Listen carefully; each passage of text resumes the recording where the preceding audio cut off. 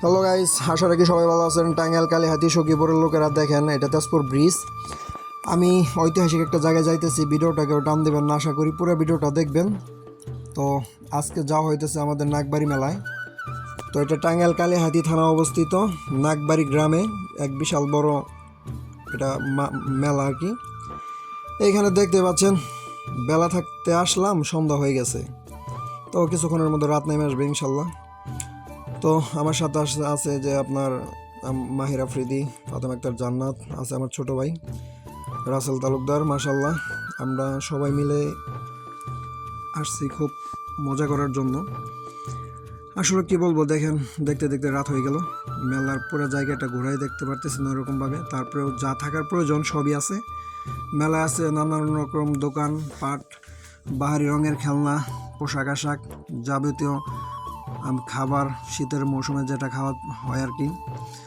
তো বিশেষ করে ফুচকার দোকানগুলো অনেক বিশাল বিশাল বড় বড়।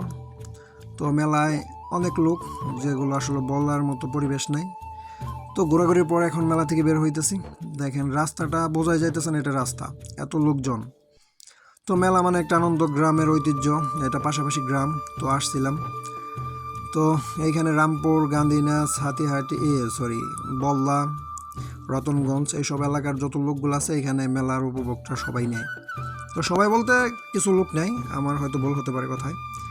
তো মেলায় আসলে ইসলামী শরিয়া মোতাবেক এটা কতটুকু গ্রহণযোগ্যতা সেটা আমি বলি না, আমাকে কেউ ভুল বুঝবেন না। আমি মেলায় আসছি শুধু উপভোগ করার জন্য, আমার কোনো নিয়ত বা কোনো ইচ্ছা এরকম কোনো কিছু নাই।